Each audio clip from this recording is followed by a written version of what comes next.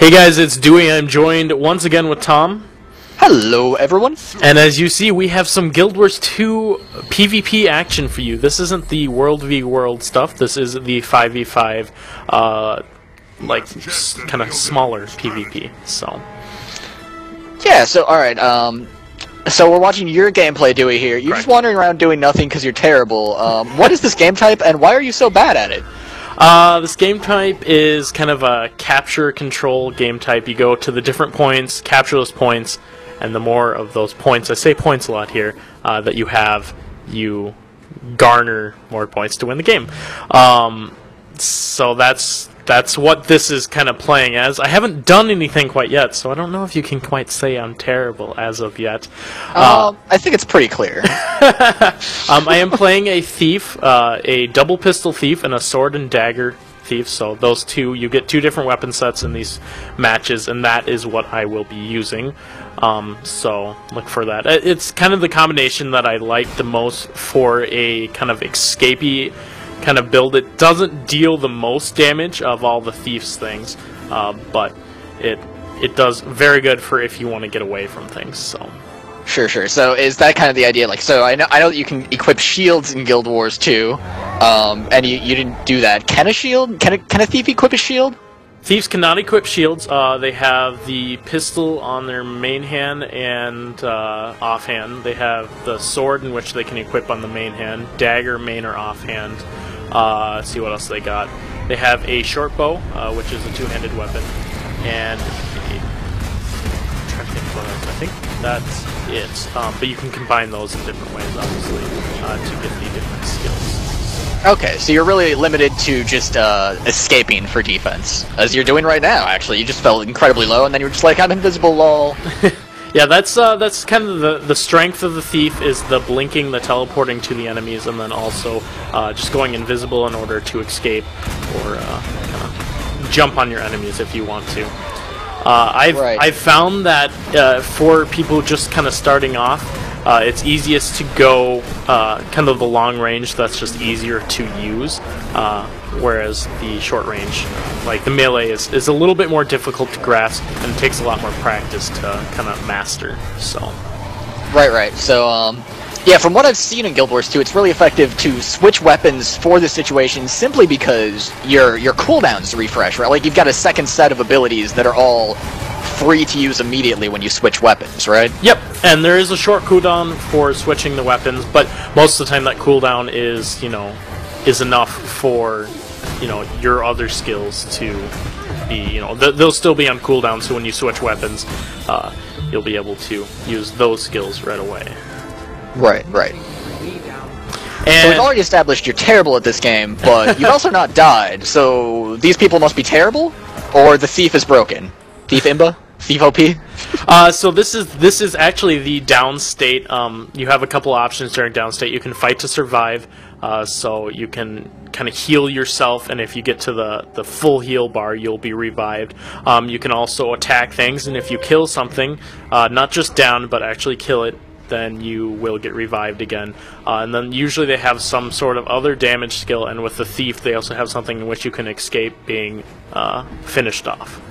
So cool. Yeah, from other videos that I've seen, it seems like most classes do have something that they can use to escape, or at least like knock someone down when they're trying to kill you. And I have definitely found that the most obnoxious class to play against in PvP was the Mesmer. Just with all the illusions and everything, pretty much I found if you take your eye off of the Mesmer for a second, that illusion, they'll switch places or something like that, and it'll just cause lots of mayhem and not fun. As you see here, I am actually running away, and to the right there you saw one of the neutral camps. It works where if you kill this neutral camp, you get 50 points towards your total. So it's advantageous to find one of these camps, and actually, if you have someone on your team that can solo them, having them go for those right away is a nice thing to have. And there you go, stupid transforming into a bird, not allowing into a Moa bird. Jeez, that lasts a long time. Is that an elite skill? Do you know? I'm not exactly sure, actually, of what skill that is but it's annoying as shit because it kind of halts that ability to escape as the thief. So because I know, like, the PvP, you really need to focus on what you're doing exactly and what your situation presents yourself to. If you are overwhelmed, it's better to go and try to cap or maybe even distract the enemies long enough for your allies to cap other points. So you need to be careful on when you choose to engage and not to engage. And you notice a lot here of when I'm being chased by two enemies, I'm like, okay, hey, I've had enough of this. I don't want to kind of deal with two of these guys at once. I know that I probably will not win that fight. So I back away until I have a little bit of support from my friends. Sure. Oh, so you just had a combo attack there. You weren't shooting anything, but it was cool looking. So you can get different combo attacks from your classes. You can actually combo with yourself as well. The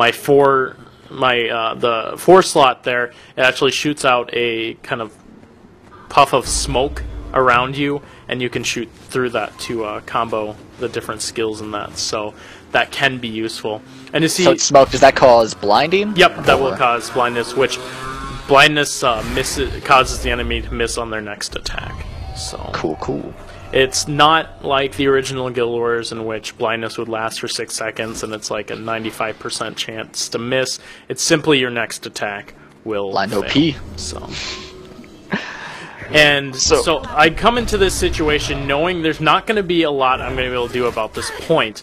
I see 2 of them here, and what I choose to do is in hopes I can distract both of these long enough at this point, and where the rest of my team can kind of go through the other points and continue capping those, winning us the game. Sure. So, yeah, you're not actually intending to cap this point ever. You might be able to neutralize it, because that'll happen fairly quickly, right? Yep. But even still, if you just occupy these 2 people, that's 2-to-1 in your team's favor that they can go and cap stuff while you're there.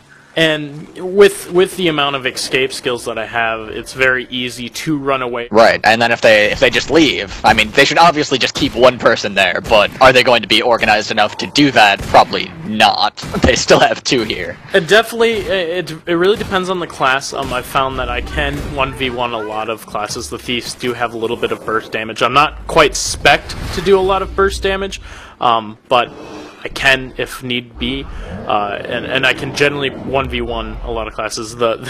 As you'll see in later videos, possibly 1v1ing a Guardian doesn't work out too well for me, but hey, what can I do? I can't be the king of everything.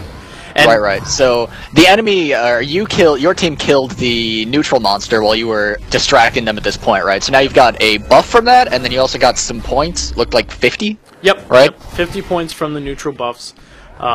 So definitely something you want to, as this PvP develops, people, generate more strategies and kind of figure out. Yeah, I do a fairly decent job of taking a lot of damage and just running away constantly. The thief has some terrible abilities for chasing and just not very fun. I might have to stop poking fun at you because this is actually pretty good on your part. But I mean, you're clearly a coward. I can still poke fun at you for that. But this is actually very effective in terms of winning a game. Well, it's just I think at one point in time I have almost 4 people on this cap shrine, and then of course I'm like, here, okay, I'll neutralize your point if you guys are just gonna leave me alone. Oh, you almost did. It almost ticked down all the way there. Oh, are you gonna get it here? Oh, not so. Okay, so if you're invisible, no, you don't capture then. Correct. So you know that's if you want to heal, sometimes because the heal on the thief, or at least the one that I choose, is that you go invisible for a short time and then heal a little chunk there. So right. And at this point, you can tell we're mostly going to win. We have 471 to 279, and at the beginning of my running around this area, it was quite even.